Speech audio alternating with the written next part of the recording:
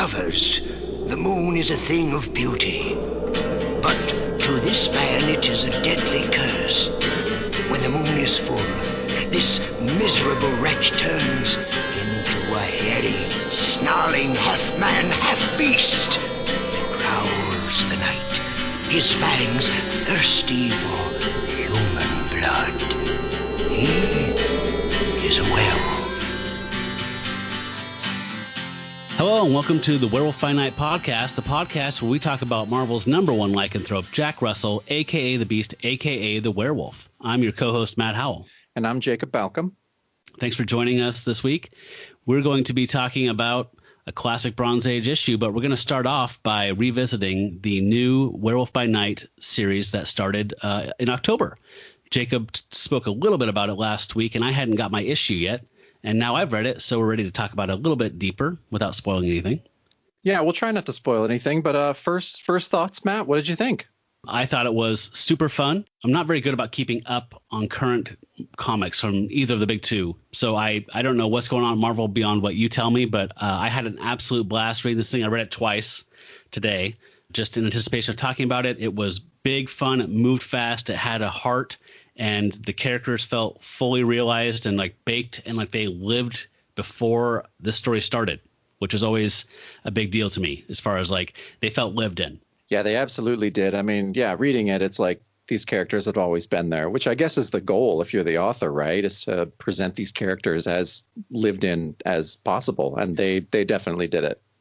Yeah, I feel like that's a failing of a lot of folks. Maybe not so much anymore. I think there's kind of this might just be me talking on my ass, but like a renaissance and good writing in comics in the last 20 years. But like, you know, in 80s, 90s, I feel like there was a kind of a boom in indie stuff, and then comics just in general, speculative investing, all that kind of stuff happened. And I feel like a lot of times character fell by the wayside, I guess, is what I'm trying to get at. I feel like concepts, gadgetry, art sometimes took the fore, and at the expense of having a character that's actually a person that's walking around in their skin before they turn into one of these people. Well, why do you need good writing when you have a hologram foil cover? It's true. Yeah. By the way, that check you sent me for that Spawn cover, that didn't go through. Sorry about that. That's cool. I should have a kid going to college in 5 years. So just wait another week. Yeah, I mean, obviously I'm aware I'm making huge sweeping generalizations and I'm just babbling, but that's just my gut feeling is like I feel like a lot of times people are excited to tell the story of what happens without doing the work of laying the foundation and building this person up and walking around with them in their mind and then telling the story. For instance, I just was watching the movie Haunt that's on Shudder. It's a newer horror movie, but the filmmakers were I was watching the Joe Bob Briggs version where he does tons of cool behind the scenes stuff and all the breaks. And he was talking about how the filmmakers, the writers, there's villains in it. Obviously, it's a horror movie and it's a scary like haunt attraction, but it's way more sinister than you would want your haunt attraction to be. But the writers made the effort of going in and creating a backstory for all of the villains, each one of them, explaining why they chose their thing they do, why they joined up, why they're doing this thing to these innocent people, and then made a conscious effort to say, jettison it, cut it. We don't want to stop. We don't want to go back. We want to write from there. We know who this guy is, and we're writing from that place, but we don't need to tell everybody every single thing. But it's going to be a more genuine and fully realized experience if we're writing because we know why these people do these things. We're doing our due diligence as far as creating them as to be fully fleshed people. So that stuff I get off on, like that idea where you let them walk around your head, but you don't have to tell everybody every single goddamn thing. I don't even know whether Peter Parker likes Coke or Pepsi. I don't give a shit, but I want you as a writer to know. I want you to be coming from a place where you know who this dude is, because I'll be able to tell when you tell your story that you know who this person is. You can tell every time if someone's put in the work and has done their homework and has really thought things through. It shows, absolutely. And it shows in this comic for sure. Yes. So that was my long roundabout way of saying they did that here. And all of the core characters felt like they had that work done before they did that. So that being said, one of my main things obviously is liking characters that are fully fleshed out and realized. And then this had a lot of action, a lot of fun, great art. Eaton's art is beautiful. Yeah, there were some mysteries that were raised in this first issue that I'm very excited to see about. I have more questions about our hero, or our anti-hero, Jake. I want to know what's going on with him in certain areas. Yeah, and this laid out some cool kind of political socio commentary stuff that I thought was pretty cool. I mean, I don't think we're going to spoil it by talking about some little things. No, not at all. Like in the opening scene, there's some essentially like Minutemen, but they're like paid by a local corporation to do like the Minutemen militia type of stuff that, you know, people do when they protect the border. But these guys are actually paid like mercenary, probably ex-military dudes. But that's the first time we see the werewolf. They're encroaching on reservation land, and we see the werewolf, and he attacks these guys and fends them off. And as they're going away, you see that their truck has the rolling coal, you know, those big pipes that redneck dipshits have that spew out all the diesel exhaust. So it's just like, I was like right there. I was like, oh, okay, I like this. Like, yeah, these guys have got a position they're coming from, and there's detail like that. So I already knew I liked it from like the second page. Like, oh, okay, this is good. Yeah, for sure. And I mean, and we talked about talking about this, but I love the twist they do on their version of lycanthropy is that Jake turns into the werewolf at night, every night, not just with the full moon, not just for the myriad of other reasons we've seen in werewolf media that people can turn, but I liked this, and I think it's cool, and I can also see how it's really useful from a storytelling point of view, because you and I have gone through these old issues of Werewolf by Night, and we see that, you know, there's 3 nights of action and then a month of downtime, and then you just have 3 nights of action again. And if you're going to tell an extended story, then your characters are going to age in real time. Like, it's just too much time is passing in between stories. Right. And so with this, it's really cool because they can just, you know, tell this really well thought out thing and not have to worry about lunar cycles. And I kind of like that in the way that, like, when people do time travel movies and don't think too hard about it, I think it's kind of the best. Like Bill and Ted time travel, you know, it's like, no, don't think about the details. Just have fun with it. You know, don't worry about it. And I like that. Yeah. Avengers Endgame exactly was very aware of, like, you know, I think Banner was like, don't pick at it. Yeah, just don't. It's not fun. Yeah, so he turns into a werewolf every night. I am so down with it. Yeah. And, you know, that, like you said, that removes a lot of issues. Like, if this character became popular and he wanted to join some Avengers or Young Avengers, some team, he would be useless for 27 days out of the month. Whereas, you know what I mean? Like, I mean, we've already seen Jack Russell in the 70s be captured by a villain and just held. And then they just said, he had me there in the dungeon for 3 weeks, and then he could do this thing he needed to do. So, it removes a lot of obstacles, and I think it was cool. Yeah, it made me laugh, made me think that, what if Jerry Conway is reading this issue and then it's like, fuck, man, why didn't I do that? So, fully enjoyed it. I can't wait for the other 3 issues. I'm already, I'm 100% in. Nice work on those guys' part. Yeah. So I'm glad to see it was kind of selling out. I was, you know, following those guys on social media, and it looks like it was out at a lot of shops. I think my order was a reorder, so that's good. I got the McCone cover, the A whatever cover. Nice. Which is gorgeous. But yeah, I think mine was a reorder, so that's cool. I'm glad it's selling out. Yeah, that's great. It's just it's good to hear because, you know, Tab and Ben were such good guys, and we're so excited. And it's well deserved. I love that their comics doing well. Yeah, me too. So I'm glad we got to talk about it. I'm glad I finally got to read it too. I was hoping to read it before, so we can talk about before Halloween because it came out in October. But that's cool. We're getting to it. Yeah. That's that. I think we should be talking about that mini each time one comes out, don't you? Oh, absolutely. Okay. Yeah. I'm not so married to the 70s that I can't talk about this cool new version of this. So cool. We'll talk more on issue 2. So what are we reading this month or this week? So you got me with the whole cycles thing.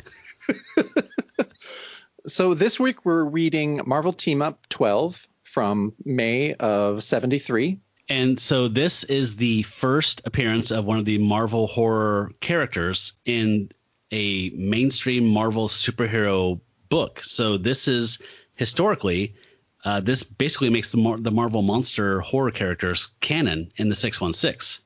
So this is kind of a big deal. Yeah, it's a huge deal, and it's cool, and I'm glad Jack is the first one.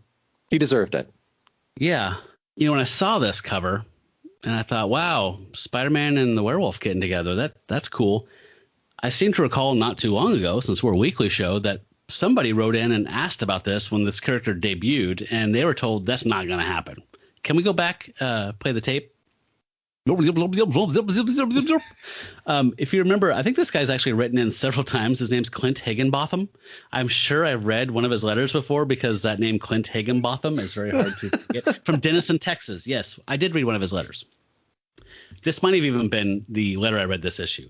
But he's writing in and he says, he's talking about Plug. Please don't let Stan make him another Peter Parker. There's nothing wrong with Pete. I didn't mean that. You know, but have him go out for football, do other sports, blah, blah, blah. And then he's kind of summing up his letter by saying, why not have Spidey and the werewolf meet anyway? I'm sure the fans would go wild over a battle between these two. Have them meet as Peter Parker and Jack Russell first, though. And listen, I'm not saying all the suggestions I've made in this letter should be carried out immediately, but maybe over a period of time. I like that he's really cool with his demands. But at any rate, whoever's writing these letter responses says, sure enough, Clint, as you might have guessed, Jack is a, kind of a West Coast Peter Parker guy. They were saying, we got our own vibe going on with the West Coast, exploring that kind of socioeconomic status and that scene of being a rich kid in Southern California. And then the final paragraph of the response, it says, as for Peter and Jack meeting in the near or distant future, well, we're sorry to say there's not much chance of that, Clint. The two characters seem to exist in totally separate worlds, and it's our feeling that a mixture of those worlds would only dilute ultimate potentials in other worlds. We ain't gonna do it no-how. Damn. Yeah. So that was in the March issue of Marvel Spotlight number 3. So it was published in March. It had I think it was cover date of June 72. And we're talking about something that was published in May and had a cover date of August 73. So a lot happened between Marvel Spotlight number 3 and this. Yeah, I think a big part of that is probably the popularity of Werewolf by Night. And then there's a little book that was started right about the same time that Werewolf by Night, the Marvel Spotlight start. It was Marvel Team Up. And yes. So, that is the vehicle for teaming Spider-Man with other kind of cool heroes and quasi-heroes. So yeah. So I believe we might have talked about this before, but probably off the air, but this was originally pitched, I believe, as a way to people liked the writers, maybe even just liked the dynamic of Peter Parker and Johnny Storm together. Whenever they get in a story, they're kind of bickering and they had a cool kind of dynamic. So this was originally a way to have Spider-Man and Human Torch have adventures together. And I think that was a couple one-offs, maybe an annual issue. And then this started and maybe an issue or two was this way. And then they decided, let's rotate around and get some different characters in here. So yeah, so see if this sounds familiar. So Marvel Team Up issue 1 was written by Roy Thomas. Mm-hmm. Then Jerry Conway wrote issues 2 through 10, after which he handed the writing duties over to Len Wein, who worked off Conway. Yeah. So it's a similar creator trajectory to Werewolf by Night, really. Definitely. Yeah. I mean, does that show like some kind of writing hierarchy at Marvel in the early 30s or early 70s? It sounds like it. I mean, to me, it's, and I believe this issue we're talking about, Marvel Team Up 12, is the one where Wein stepped in and started doing Conway's plotting, like scripting Conway's plots. Yes. I think this is the issue. As far as I think so. The grand it's either that or the one before at the Inhumans. I can't remember if that was the one or not. Wait, yeah, it might be that Inhumans one. I think it is. Right. I think the Inhumans one is where they took over. But yeah, it's and even with our cast of creators, this issue, it's a lot of the same people from Werewolf by Night, as we'll see. Yeah, and I just need to get this out of the way because I was bitching to you earlier today via text, but I still think that we should be talking about Werewolf by Night number 8 right now and not this issue because I know it's a niggling thing. This and Werewolf by Night number 8 came out the exact same time, so technically either one is right, but I looked up on Marvel.com the Jack Russell character page where they just vomit out everything he ever did as a character, and in that version, issue 8's villain is listed before this adventure we're going to talk about today. So technically, I'm wrong, and that's going to haunt me. Kind of, but they have the same cover date, so just this arbitrary list is going to give you nightmares. No, the conversation we had, you asked me, you were just like, hey, should we do this or this? And I was like, I don't care. It doesn't really matter. They have the same cover date. Let's just do this one. Yeah, I was cavalier and devil may care back then. Don't give me power to make decisions, because this is what happens. Well, knowing that issue 8 of Werewolf introduces a character and then that character reappears the next issue, in my mind it should be 8, then team up to give a little break, and then 9 to wrap up whatever story starts. But that's okay. It's okay. I flipped through that issue and this issue. There's no asterisks referring to one or the other, so they technically coexist at the same time, but it's still going to bother me. It's okay. It's okay. You sure this is about issue numbering? Is everything all right? Everything's fine, Jacob.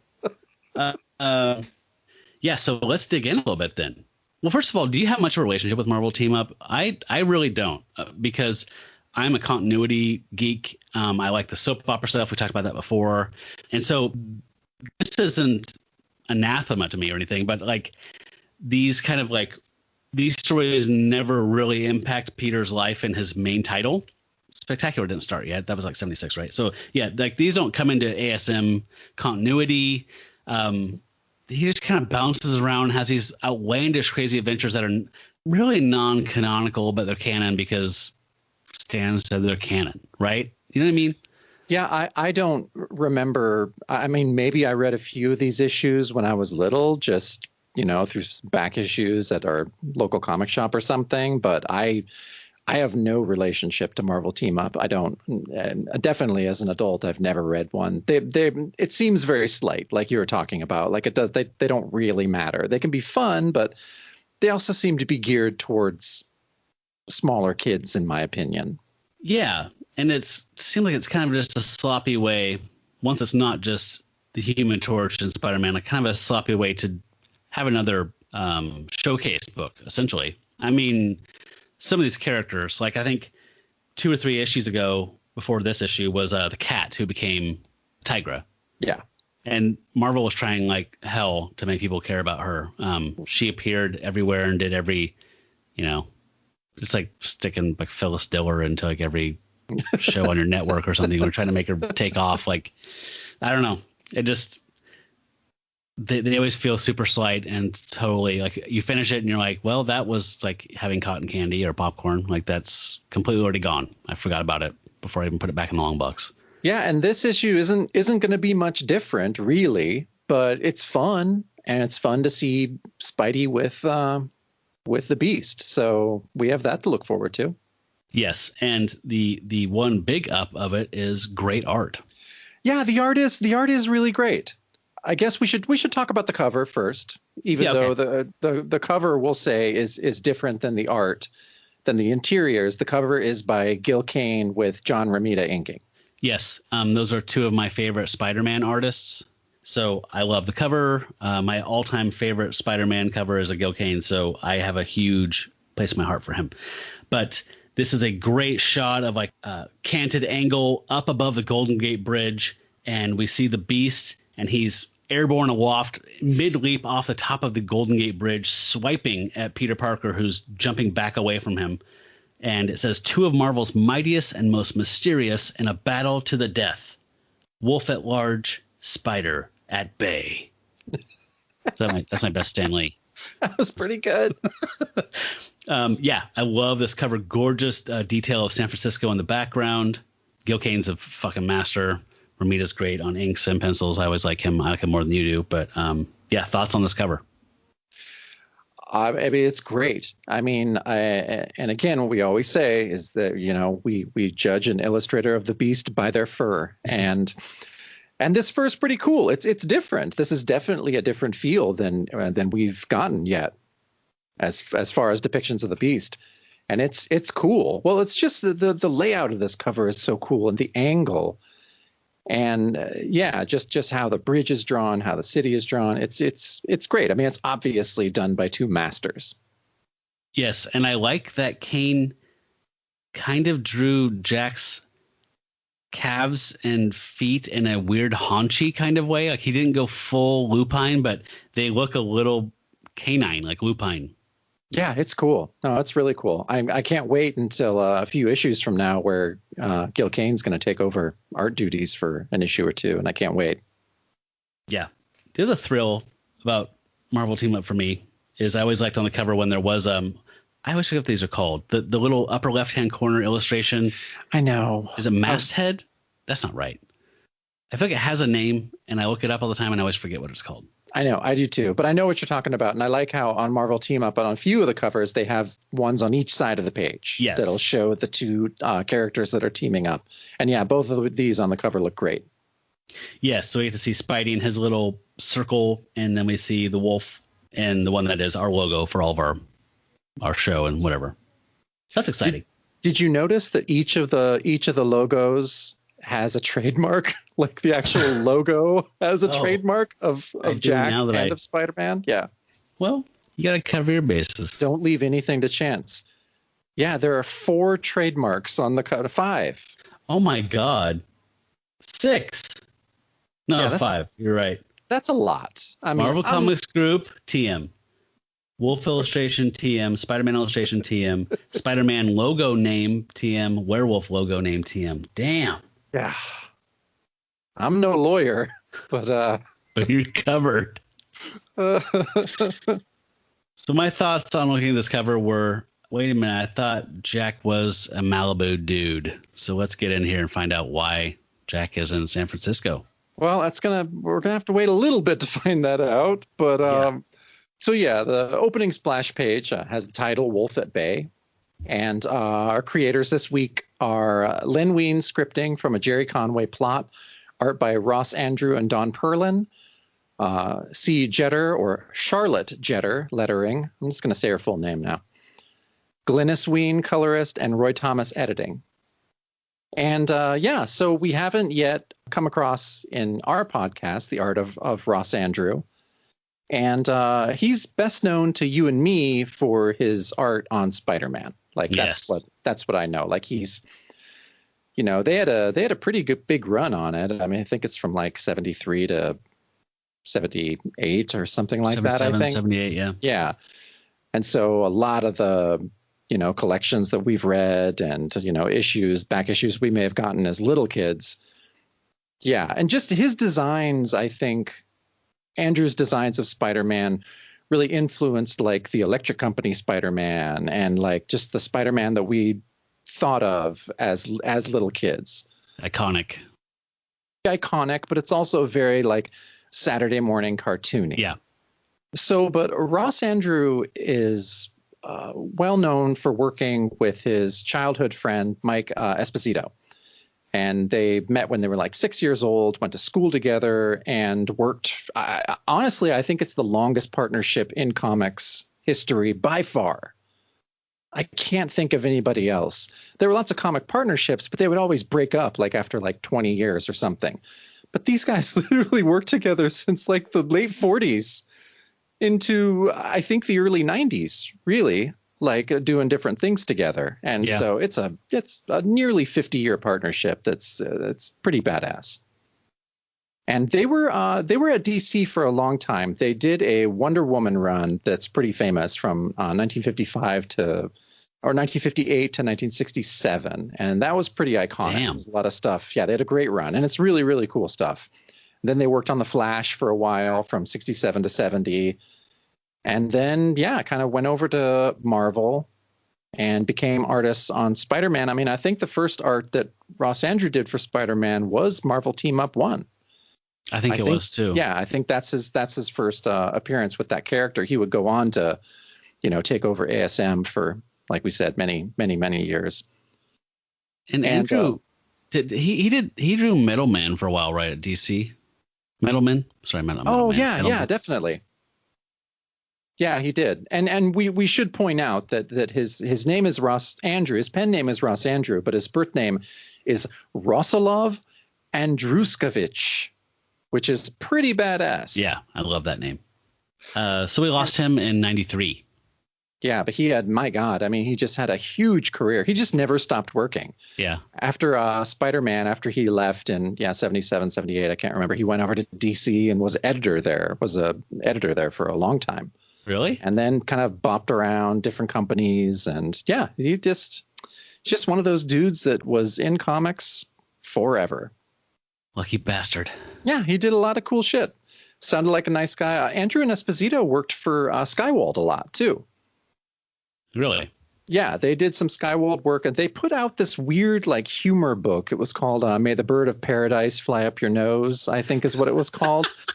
And they did 2 issues, and it was Israel Waldman, who, I have a great connection to and love. Yes. And yes. They convinced him to put this book out that was, their own creation. And it was kind of a humor book. There was some kind of ad that was in the first issue that could be mistaken for, like, not an ad for cocaine, but being totally okay with cocaine use, even though it really wasn't. And so all the, like, shops it was distributed to were just like, this is a drug book. Oh my God. And so then after that, the sales went down, and so they weren't able to put out a 3rd issue. But so that was their big heartbreak.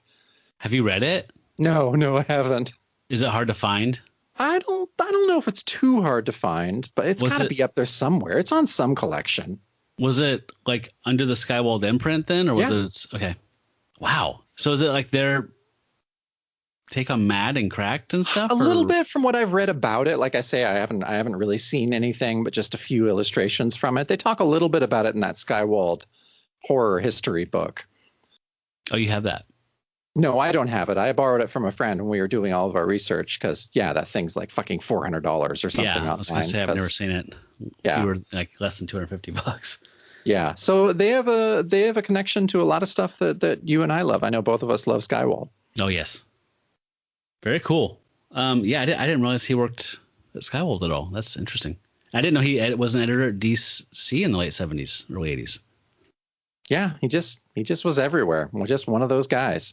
Kind of like the other artist, Don Perlin, but we're gonna see a lot of Don Perlin. Yes, we are. Coming up. So I want to save a lot of the biographical history on him. Yeah, we're going to be spending a lot of time with Mr. Perlin, so I can see why you didn't do a mini bio here. I really want to know about this ad that was construed as being. Oh, you got to look it up. I know. I should have looked it up, but I just kind of remembered that off the top of my head. It was just like, oh shit, that's right. They did that fucked up book for Skywald. Oh, it's so funny. That's great.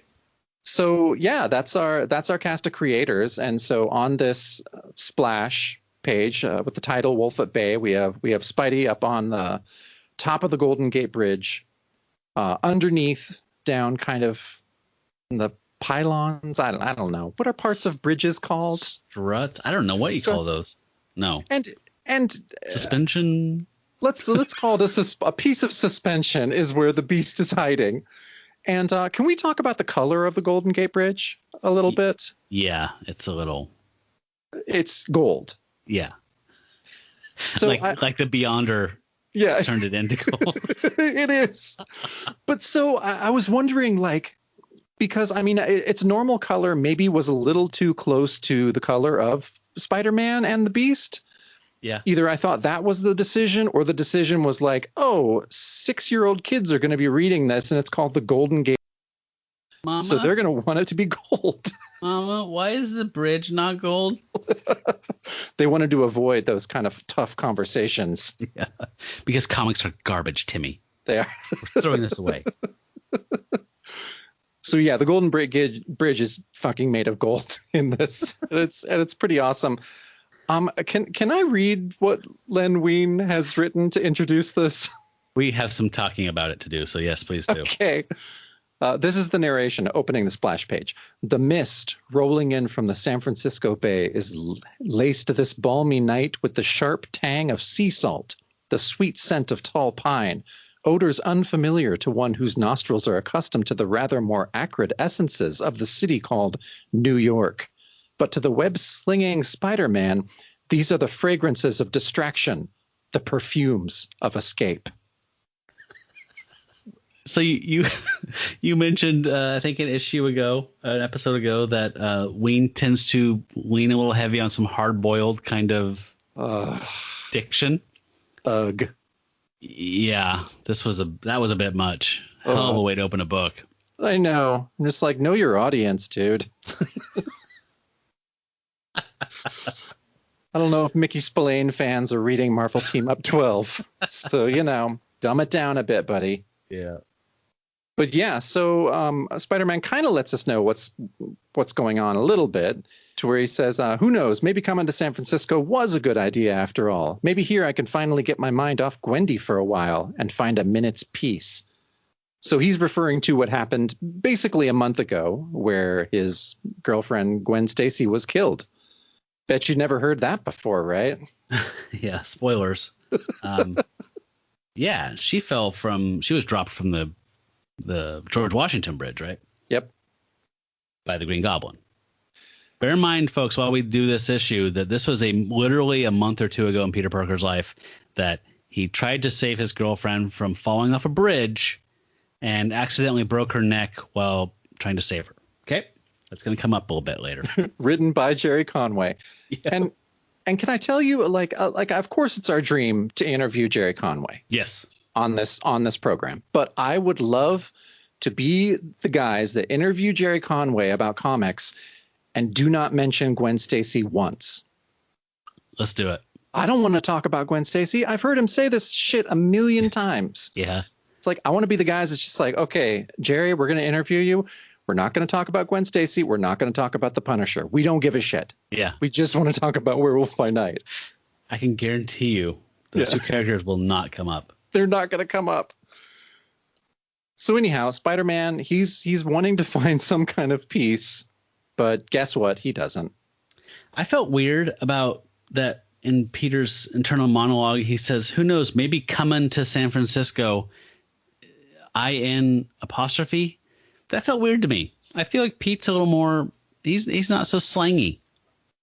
Did that? No, he's a smart ass, but he's not really slangy. Not a fan of dropping the G's. Yeah, it just didn't feel like Peter to me. So between the Mickey Spillane thing and that, I felt the tone felt weird to me. Oh, the tone is weird in this whole thing. So yeah, on page 2, it picks up again, and Pete's weird diction is continuing. He's still thinking, and he says, I hadda get out of Fun City or go crackers. I mean, first the girl I love is murdered by the Green Goblin. Then Gobby himself gets wasted by one of his own devices. And then he starts complaining about this Luke Cage guy that attacked him. He gets hassled by that Luke Cage character, is what he says. He gets hassled. Yeah, come on. Yeah, so I don't know. Again, I had to get out of Fun City. It felt this like, yeah. I don't think Len Wein, I know he's written some Spider-Man stuff, but I don't think he's thought of as one of the main architects of Spider-Man. So I think this might show us why. Yeah. So while he's kind of web swinging around and having this internal monologue, the Beast is creeping up on him. His Spidey sense starts tingling, and then he turns around and realizes, uh-oh, it's too late. I've already cracked up, as the Beast is lunging at him. And he says, ugh. Nope, this refugee from a Larry Talbot film festival is real, all right. And if you folks don't know, Larry Talbot is the name of Lon Chaney Jr.'s Wolfman character in all the Universal monster movies. So the Beast has attacked him out of nowhere, blindsided him. He just kind of picked up on it by spider sense right before it happened, but it's too late. They're plummeting down towards the bridge. Yeah, and I thought that what happens next, I thought, was a great example of what you've mentioned before, which is comics time. Yes. Where Spider-Man is falling off of the bridge, and as he's falling, he has a mid-air extended flashback that shows us why he's in San Francisco. And so yeah, we go back. We're in New York. We see Peter Parker in Jameson's office, kind of pleading for an out-of-town assignment, and Jonah is not having it. He says, "I know why you want this, the death of your girl, but the Daily Bugle is not a welfare service." I mean, what a prick. Like, I know he's a prick, but this is particularly cold-blooded in my estimation, right? I thought that at first, and then I kind of reread it, and it's like, that's pretty much in character. He doesn't have to get his wallet out. Like, it didn't seem that rough for him. But yeah, he's a dick. Yeah, but, thank God for Robbie Robertson, who comes in and basically has to trick Jonah into sending Peter to San Francisco on a mission that was a little unclear to me, but it's basically he needs to go because the pics they have of Daredevil and the Black Widow are too old. They need new updated ones. Yeah, that is the weirdest job assignment. And if Jonah's going to veto anything, I think it's randomly updating your pictures of two rapscallions. Yeah, one of whom's a Rusky. Yeah, he's not going to want to update these pictures. He's going to be like, these pictures are in focus. Why can't we use those again and again? So, but he relents. Well, I guess it's because there's an upcoming special spread on these characters coming up. So Robbie wants the best photos possible, and Pete's kind of the go-to guy for the capes and tights folks. So Jonah says fine, sends him off, and then we snap out of this flashback. And I guess it's kind of like, when your life flashes before your eyes. Maybe it's just like a near-death experience. Maybe. At any rate, he flies into San Francisco, still plummeting down, snaps out of that, spins a little web hammock because he's Spider-Man, and bounces on there, but it seems like the werewolf misses the hammock and is continuing to plummet. It's very Wile E. Coyote. Yeah. Like that time thing you're talking about. Yeah, it is. So, on the next page, Spidey and the Beast continue to fight on the bridge. I like how the Beast looks on this page. I like a lot of these illustrations. I think are really cool. Yeah, I like the way that Andrew and Perwin draw him like Larry Talbot. Like he has like a full head of hair. Like he has fur on his face, but he has like a additional hair where his scalp is too. If that makes sense. No, you're right. Very universal. He is. I think this is the most universal horror that the Beast has looked up to this point, for sure. Yeah, totally. And so Spidey's doing his thing, fighting, making jokes. But I don't know about you. I always thought it was weird when Spider-Man thought his jokes. Like, does that bother you slightly? Like, I know we all go over our material in our head, of course. And he's also will say a lot of jokes out loud. But for some reason that always weirded me out a little bit. Am I being too nitpicky here? I feel like you are, but I'm particularly guarded when it comes to Peter Parker. But I remember reading somewhere, it might have been like in the Untold Tales, or I don't know where it was, but it was later on. But he's reflecting to someone and saying, like, basically, like, I was 15 when I started doing this, and I was terrified. So I was cracking wise all the time to keep my nerve up so that I didn't just vomit and throw up on my mask or run away. So I always remember that, like, he was 15. He didn't have a fucking permit. Like, when they started doing this, it's true. He was probably horrified. So, like, I can see why, he would externalize those to irritate. And the kind of common explanation for his wisecracking is to irritate his enemies and make them make mistakes, right? But I always took it that thing I just mentioned as being like, that's really what he was doing, was he was trying to gird himself to stay brave, and it just kind of became his mode of operation. Well, now I feel like a monster for questioning it. Who knows? But do you, you are a big Spider-Man fan. We should just come out and say that. You're a huge Spider-Man fan. Huge, yes. And but I am curious, just in a slight aside, what are the things that annoy you about Spider-Man? Like, you love and have explanations for so much, and you plead such a good case on other people when they kind of try to knock on Spider-Man. But what are your pet peeves with the character? That's a good question. I feel like it's a gotcha question. I feel like because the producer did not run this by me beforehand, so I'm kind of pissed off right now, actually.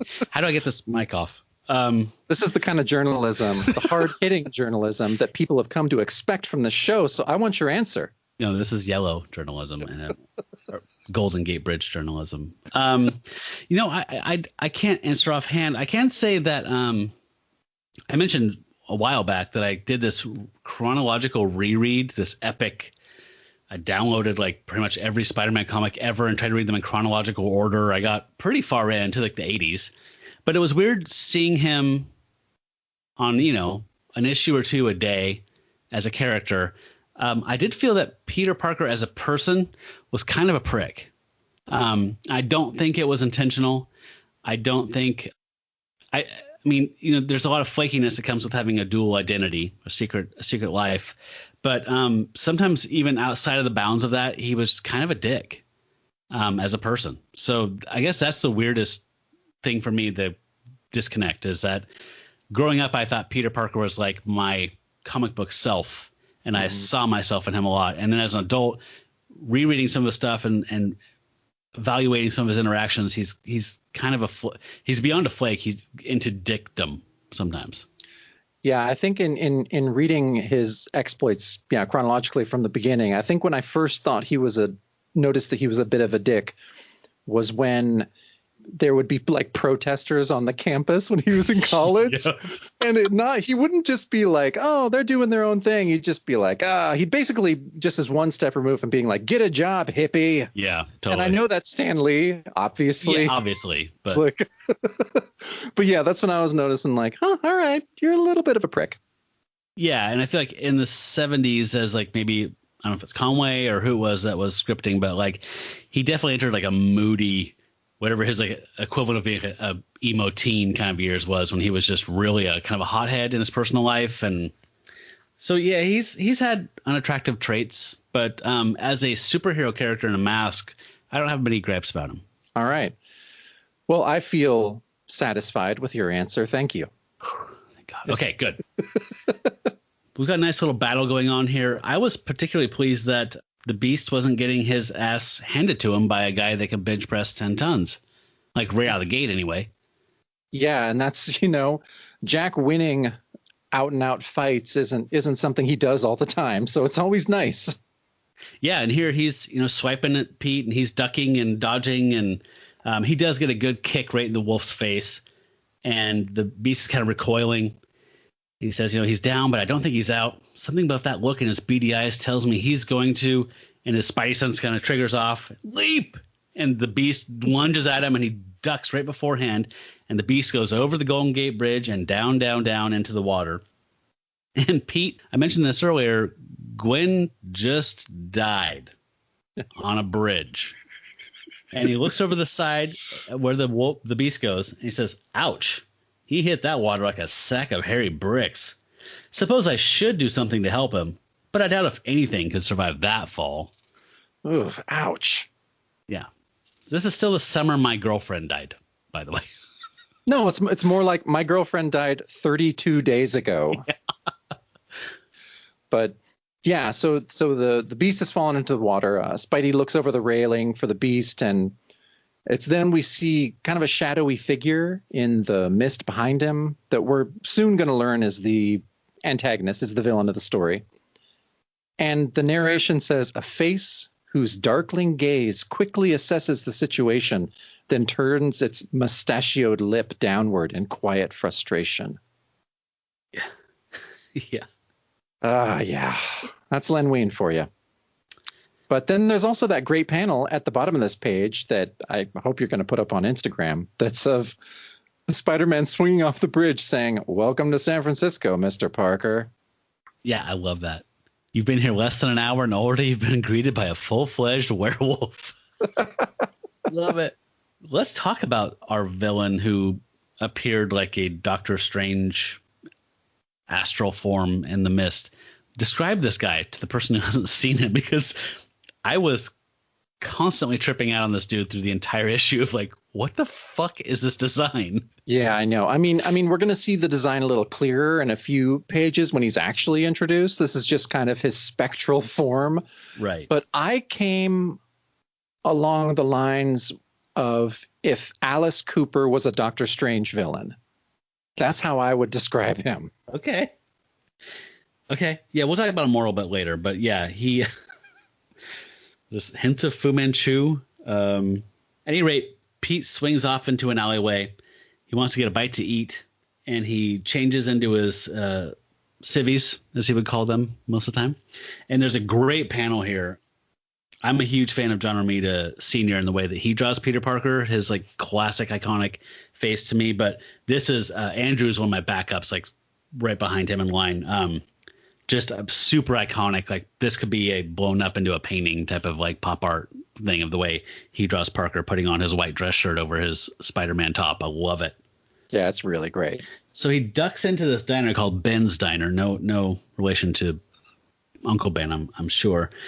And he plops down and orders a cheeseburger on rye and a glass of milk. And I love how Pete always has the weirdest taste in foods. Since I was a kid, buckwheat pancakes and yeah, but he basically orders a patty melt. I love patty melts. He just didn't ask for grilled onions on it. That's what a patty melt is. Who asks for a patty melt as a cheeseburger on rye? I don't know. He's from out of town, Jacob. He's from outer space and a glass of milk. So that's very Peter Parker, though. It is. Like, it really is. He would never have a cup of coffee because he's such a square, weird, Arrested Development kid. So, he orders that and the waitress says, "Yes, sir." And he's like, "Wow, she's kind of a cold fish." And he starts looking around the diner and there's like a trucker dude eating a burger and he's got like these glazed dead eyes. And he realizes, wow, everyone here is like fucking robots. This is absolutely bizarre. And then he speaks to another waitress and then she does the Donald Sutherland Invasion of the Body Snatchers things and just cranes her head back and opens her mouth and starts shrieking out of nowhere, which I thought was actually pretty disturbing. I thought these 2 pages of him in the diner, I thought were really disturbing. Like these are my favorite pages. Like they're actually out of a horror comic. Yeah, no, this was just like, holy shit. Like this is really terrifying. It's totally unnerving. I thought it was effective. Yeah, all the people in the diner have these blank stares as the Beast, jumps in and jumps on Peter. In that middle panel, I thought we have a strange new growl from the Beast as well, which is BRRNNA, Burna. I don't think we've seen that before, and I thought that was weird. I'm going to say we should be cataloging these. Yeah, we really need to. So I also love the image of the man frozen in mid-drink at the bottom, even though his cup of coffee has been knocked out of his hand. Yeah, it's scary. Like it's actually really terrifying. Yeah. And yeah, Peter's like, something strange is going down around here. He's got some wicked bell bottoms on that page, by the way. Let's see. Oh, yeah. Like, I know it was the times and all, but damn. And again, the Beast is, he's doing a pretty good job. I mean, he's stocked. I mean, there's one thing I noted here was like, I love when the writer goes the extra mile of like making his heightened lupine senses actually a part of the story. So like, he fell into the bay, swam out, and then follows the spoor of his foe, however far it was that Pete swung away on the web, and finds him. I love those little touches like that where it's like, because a hound can track a scent like that for a long ways. Yeah, it's a cool touch for sure. And here again, he does kind of blindside Pete in the cafe, so it's on a diner. It's not really fair, but he is holding his own here and keeps again this professional superhero at this point at bay. That's where they got the name from. It all makes sense now. Right. So they're fighting here, and Pete's doing his best to keep this guy from slashing him up. He's torn his dress shirt to ribbons. They jump through a window like while tussling, and Pete's shirt's just in shreds. And they land out in an alley, and he's squared up, and there's a car behind him in the alleyway, and he uses his web shooters to shoot a web to kind of get out of the way because he can sense that the Beast is going to do another big leap, lunge at him. And as he does, he pulls himself out of the way, and the Beast head first headbutts in the side of like a Dodge Dart. Really? I thought it looked like a Carmen Ghia a little bit. All right. It's a sports car. Can I just mention something? The Grand Comics database is insane in a good way.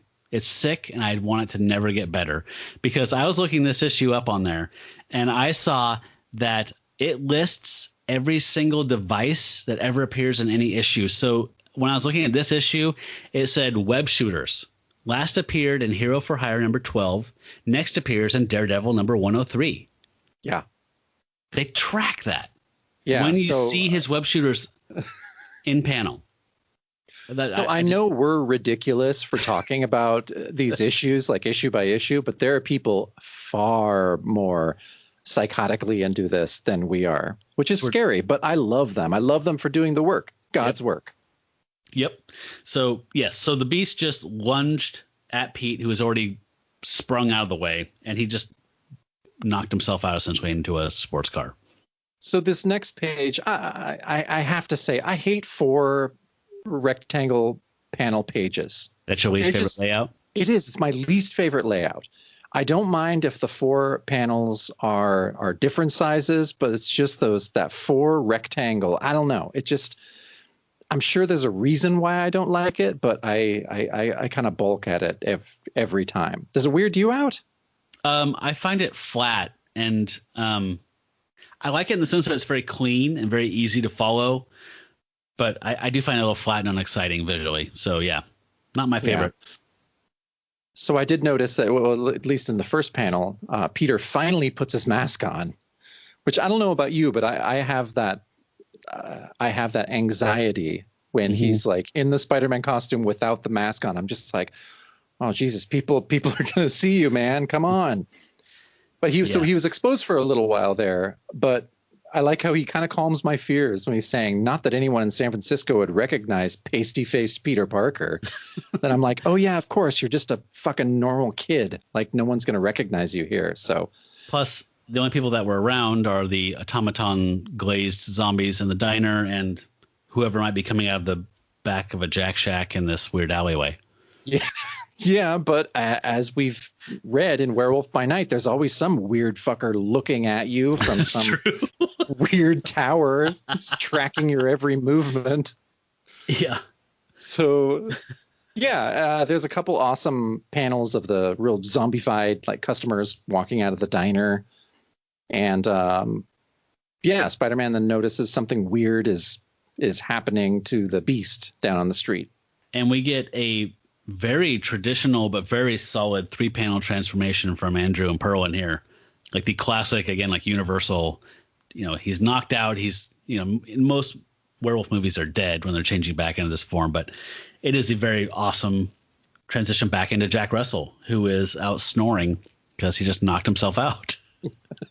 And so he wakes up and he's like, what? Spider-Man in San Francisco? What's going on around here? And he's like, I was kind of hoping you could tell me, friend.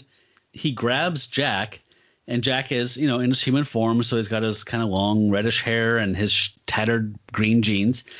And Spider-Man's grabbed him and is climbing up a telephone pole and getting out of there. And this just got weird really fast for Jack because he just woke up. I've dreamed this scenario many times, but can't imagine it actually happening. He says, hey, let's get someplace, where you can explain to him what the hell's going on, friend. And he's like, hey, I'm not friend. It's Jack.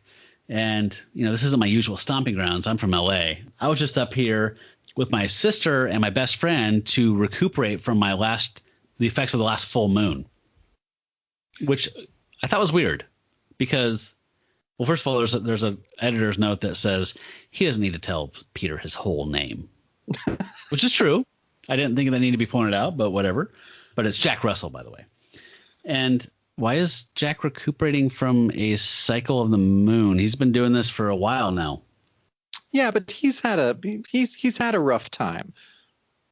Is it funny that the thing that I held on to in his retelling was that he called Buck his best friend? And I was like, aw, no, first time. I did actually note that. Like, they're best friends now. He's officially, it's like the first time you say I love you.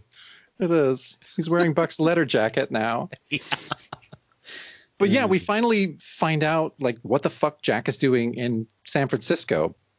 So he's gonna tell Spider-Man all about it. He says that the gang is basically on another mission to chill out.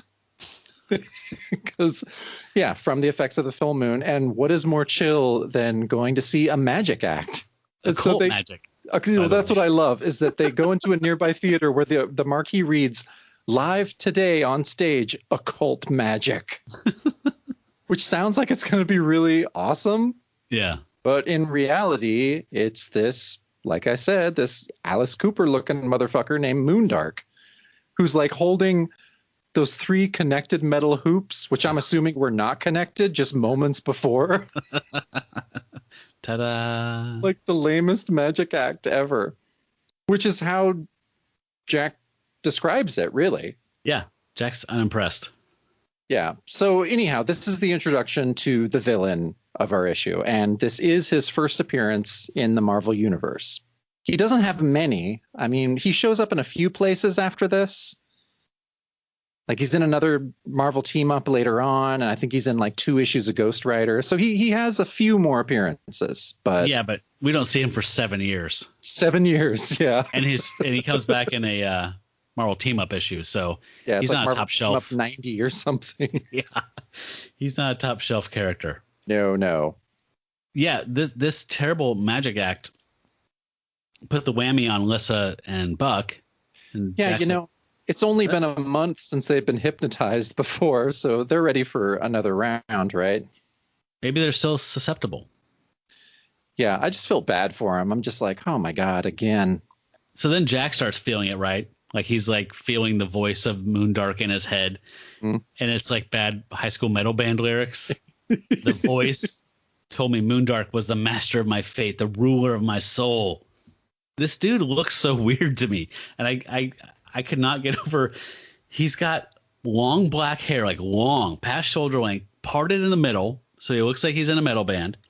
He's got something around his eyes that looks like 80s sunglasses, like really pointy, long triangles that are upside down, but it's like a domino mask, but with huge pointy long angles because you can see his eyes. And he's got a really bad Fu Manchu like goatee thing. Mm-hmm.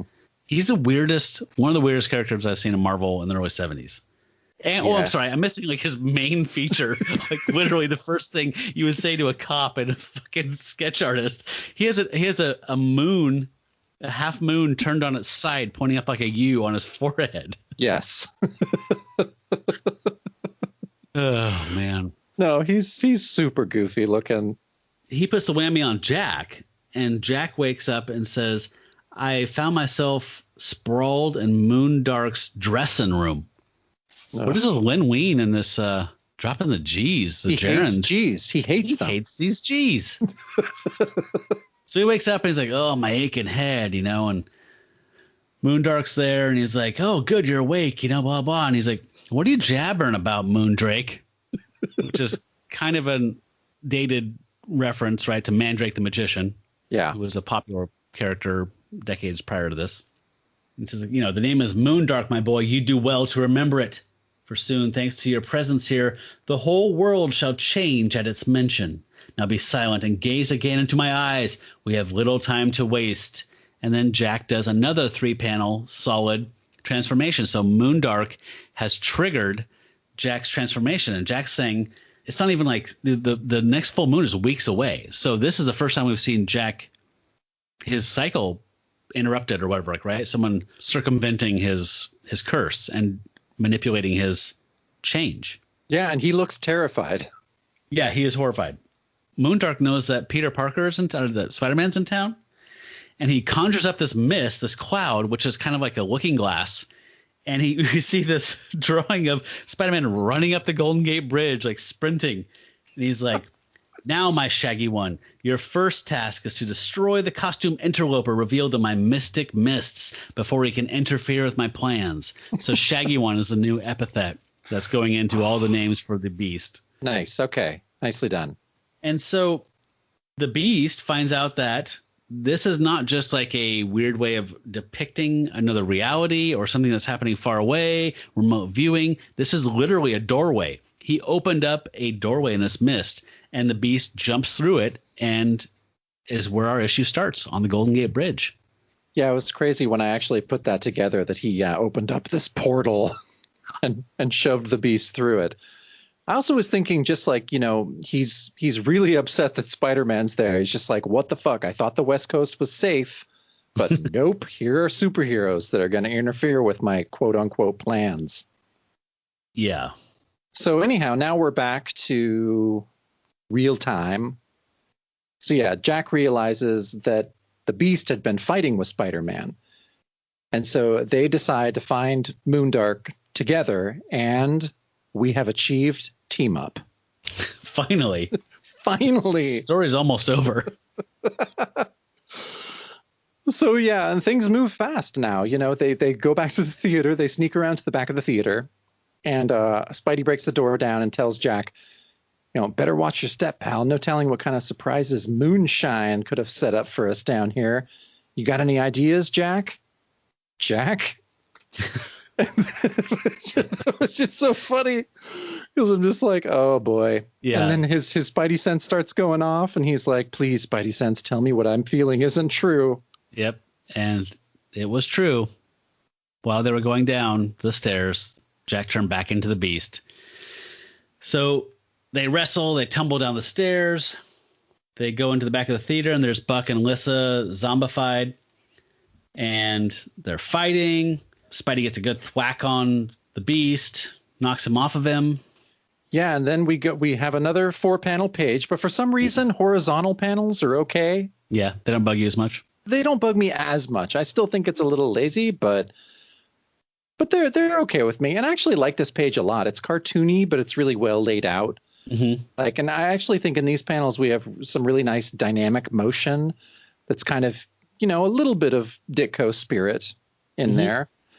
Like that third panel where it's just the Beast. We should put that up on Instagram. I really liked that. I'd love a shirt of that third panel. Yeah. Just the Beast and his claws.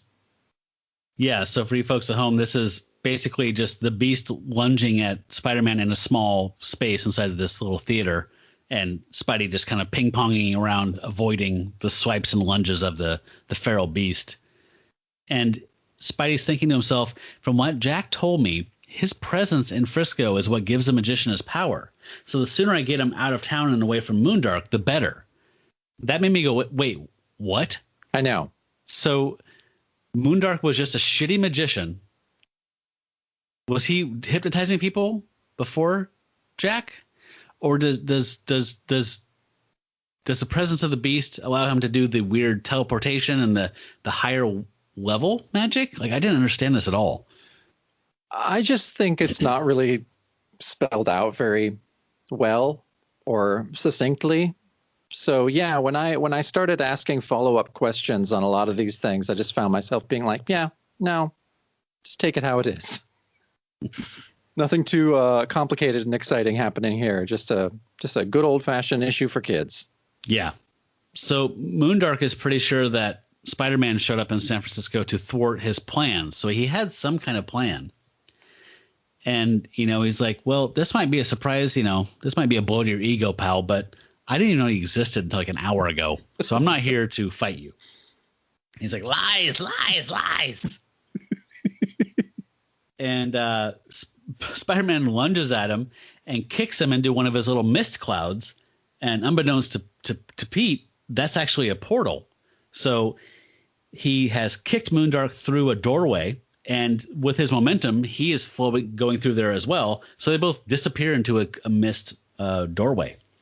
And the Beast buckles down, falls down on a pentagram, which is the legally, contractually obligated pentagram for this issue. He quick changes back into Jack as Buck and Lissa kind of snap out of it. And he's like, hey, you all right? I'm like, I think so, Jack. Jack? Not like Charles Manson. Like, yeah. Actually, Jack. Oh, Jack.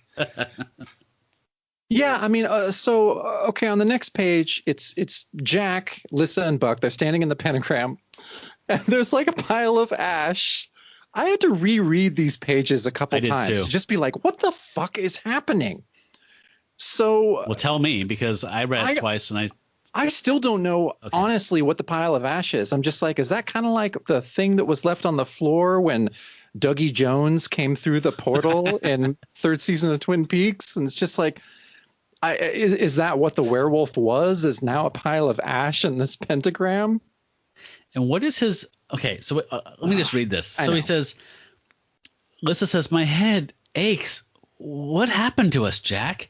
And he's pointing down the pentagram in the center where this pile of ashes we're talking about. He says, that, dear sister, is a long story. that begins with my unnatural affinity for certain things and ends here. And he's pointing at this pile of ash. And then the next panel says, is a close-up of the same thing, right here. And then he says, I wonder what happened to Spidey and Moondark, what happened to them. But he's emphatically pointing at this pile of ash that Jacob and I have no idea what the significance is. Nope. When we first go down into this space where Buck and Lissa are captive with Moondark, it's burning like a pile of incense on the floor. So is that the source of his mist? Some mystical incense that he manipulates and can... First of all, isn't this dude... Why is this dude not like... This is like... Not Doctor Strange. He's not Sorcerer Supreme level, but if he can really do all this stuff, he should be on somebody's radar. Yeah, someone in the Marvel Universe should know about him. And he probably shouldn't be, hooking 3 rings together on a rinky-dink stage. That's actually a passion project. He's not doing that to pay the rent. You're right. Close-up magic is his Final passion. Countdown. He does the whole thing. Rose in the teeth. But yeah, I thought this ending was so weird. Like, it just took me forever because then you see, Spidey's hanging from the Golden Gate Bridge. Moondark, I guess, has fallen into the water, and it took me a while to realize that the mist was a portal and that they had gone back to the bridge. And yeah, it was all really, really confusing for me. And Spider-Man is the one that lets us know, like sheesh, poor old Moondark missed the handhold by that much. And I doubt he has a werewolf's resiliency to that kind of fall. Again, maybe he's really traumatized at this point, so he keeps jet lag, also 3-hour time difference. Well, and he keeps seeing all these falls off bridges into waters, and so he's just trying to keep it together. Yeah, it probably feels like this is like Uatu or somebody like just fucking with him at this point. Like, yeah, pretty much. Somebody is cosmically trying to pull my string, yank my chain. Oh, it made me feel bad for him. We get this tidy. Yeah. So the button on this whole story is that the portal they went through went back to where the first portal was that started this whole issue, which was the battle between Jack and Spidey. And unlike Jack, Moondark doesn't have any superhuman strength or stamina. So he's probably drowning because, the Bay in San Francisco is notoriously deadly. And he thinks to himself, hey, now that Moondark's gone, the hold on all of the people of San Francisco. So this wasn't just the diner. Apparently the entire city was zombified by this guy. Again, why is Professor X unaware of this? Stephen Strange? People should know about this guy. Yeah, people should definitely know about this guy. And so this was a huge deal. But then, yeah, Spider-Man just takes off like a dick. Yep. Saying, I actually love what he says here. He says, can't hang around crying over spilt magicians. Yeah. That actually made me laugh a little bit. I won't lie. I laughed, but I was like, holy shit. It's a solid line. It's a really solid dick move kind of line. And I loved it. I thought that was a great ending to the issue. Well, his final thought is, I've got a camera and some photos I took, because this whole shtick of auto camera getting his pictures to sell. So he's like, I probably got some cool pictures I can sell of a Wolfman and a dying magician. And, can't very well do that assignment as Spider-Man, can I? So I got to put back my Peter Parker duds on. And that is the end of the story. Oh, my God. And we're told that he will be talking to Daredevil because Daredevil at this point in time was in San Francisco. And if you want to follow that. But do you? Yeah, I don't know. Who was writing Daredevil at this time? Well, I think it was at that point where it's Daredevil and the Black Widow. Yeah. So it's and it's Conway. Conway's writing it. Oh, well, there you go. Yeah. Self-serving Conway. I tell you, that guy. Debate us, you coward. Come on, damn it. Just want him to come on. So that is Jack's first foray into the Marvel Universe at large. And I thought it's a slight issue. It's kind of fun, but compared to what we have gone through the last, 10 episodes or so, this is the worst issue. Of all the stuff we've covered? Don't you think? Oh yeah. No, I wanted to be clear. Yes. It's fun in a frothy junk food way, but it was a kick. I mean, for me, my two my favorite Marvel characters finally meeting up was cool.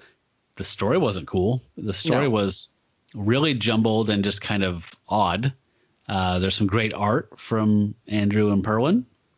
But you made me think about Marvel Team Up as a concept, and it's almost like the cover and the team up is more important than what's inside the comic, because the cover is still selling the comic at this point in comics history. And so it's like, oh, holy shit, the Inhumans and Spider-Man are on a cover together, and that's going to get some kid to pick it up. So they've made their money. What's inside doesn't have to be great. And I don't think it was meant to be great because, like you said, a lot of these are not in the canon of the characters. They're just these one-offs. So I don't think they were meant to be good. I don't think they needed to be good. I think that these were one notch above like the Spidey super stories, where those were, the kind of those like definitely aimed at kids, all ages, kind of, you know what I mean? Like the thing where it's like comics have gotten too dark. There's a sidekick that shoots heroin. What happened to just the good, clean, fun stories? Well, here you go. Yeah, this, and you got the Electric Company Spidey super stories thing. So there you go. You're right. It is very, very Spidey super stories, which, I loved. I loved as a 5 and 6 year old kid. But, by the time you're 10, you want, Death of Kraven the Hunter. That's what you want. You don't want the stuff for little kids anymore. At least I did. Yeah. I mean, for me, it was just like I wanted the stories to matter. Yeah. So like Kraven's Last Hunt mattered. Like it was dramatic. It was dark, but it also like had lasting, nothing will ever be the same again. That's a cliche at this point in comics, but like that actually, it's stuck for decades. Let's put it that way. Yeah. But you don't want it to just be this froth that, I mean, maybe you do. Maybe some people don't want to get bogged down. Like, I don't want to know who Peter Parker's roommate is that he might be thinking about dating soon. Like, maybe some people are turned off by that. Maybe they longed for a simpler time when it was one and dones and nothing really connected. Maybe this appealed to some people, but I know it has a place. Obviously, there's a place for this comic, and it was fine and it was fun, but it's not something I'm ever going to read again. And that's really what to me shows if it's a really, really good comic. Am I going to read this every year or two? Right. And no, I'm not going to read this ever again. No, I would be happy flipping through this and looking at the art, but I could skip the story for the most part. Yeah, the art was good. But no, this was, not a letdown. It is what it is, but yeah. So there you have it. Do we have any other media or anything you did? Oh, I was trying to. Or other comics? Oh, what other comics have I? Well, I really liked. There was for Halloween there was a Swamp Thing comic that was put out this month that was an anthology that had different stories about the Swamp Thing at different time periods that I thought was really, really cool. There was one that it was the first time one of my favorite comic artists in modern times is Emma Rios, who I'm a massive fan of. Pretty Deadly. And yeah, Pretty Deadly is really one of my favorite comic series of all time. Yeah, it's great. And she's just incredible. And she does illustrates a story that's written by Vita Ayala, who's also a great author working right now. And they do this story, and forgive me if I'm wrong, I think it takes place in Puerto Rico. But I was just really excited because it's the first time that I've seen Emma Rios draw Swamp Thing. Oh, wow. And it was really different. Like it did not look like any Swamp Thing you had ever seen before, which I knew it would. I knew it would be completely different. And so that was exciting for me.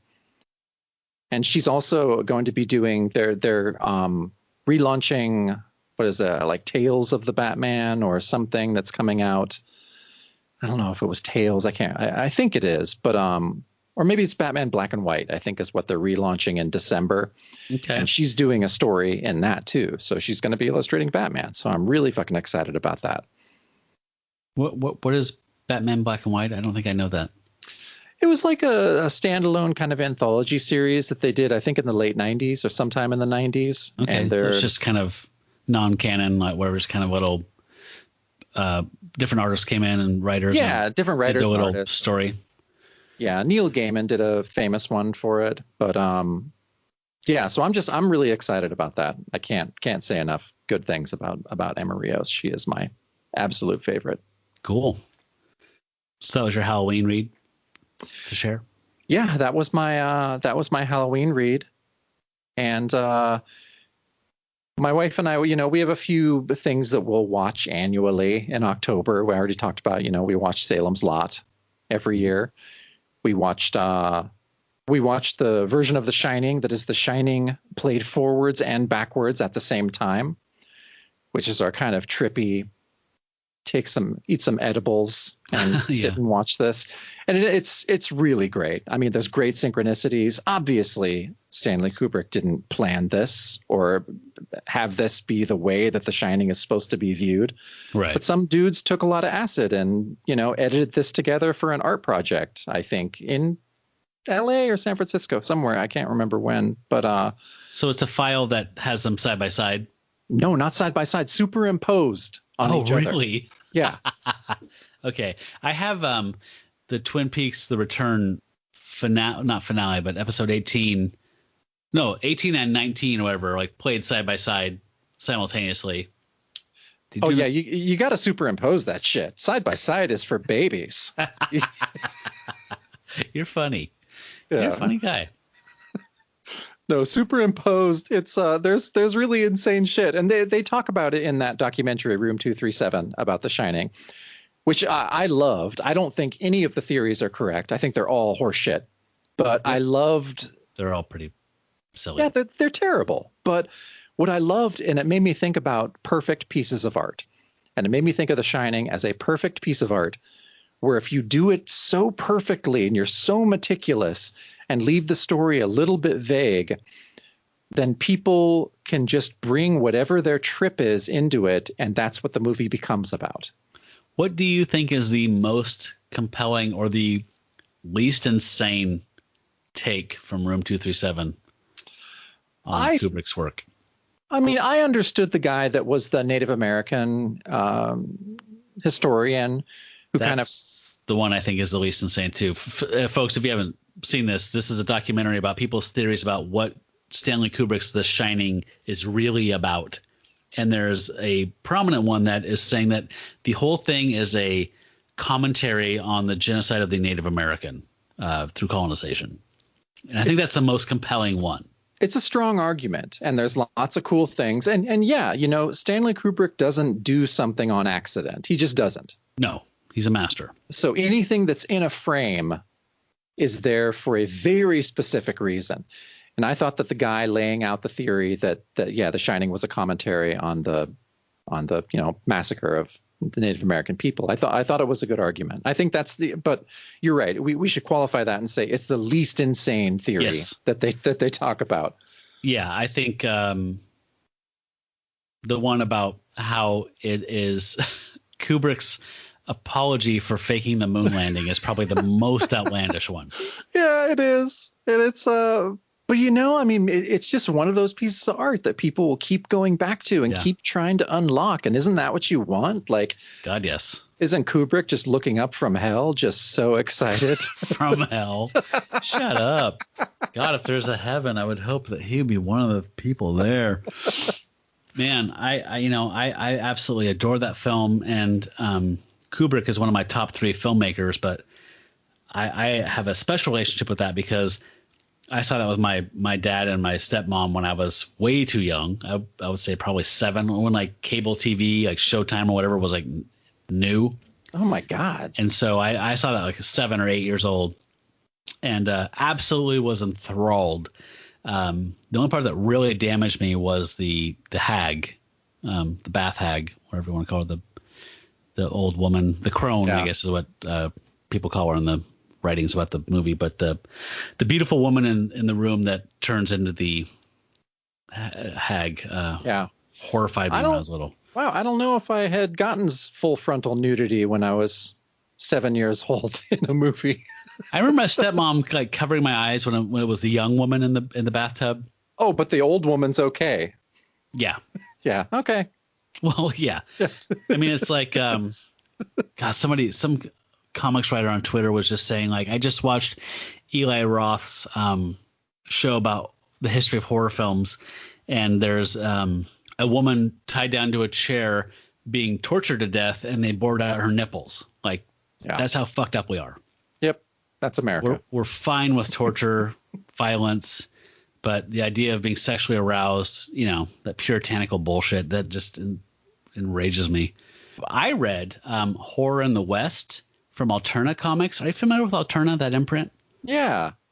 Yeah, I don't know much about them, but I was just kind of flipping around through Hoopla, which is where I read most of my comics through my local library, and I saw that there was an anthology that was Weird Western, which is I'm not a huge Western guy. I love a good Western, but I've never been drawn to the genre as a whole. But I do love weird Westerns when they introduce horror or any kind of strange, fantastic, supernatural element into the horror genre. I'm always totally 100% in.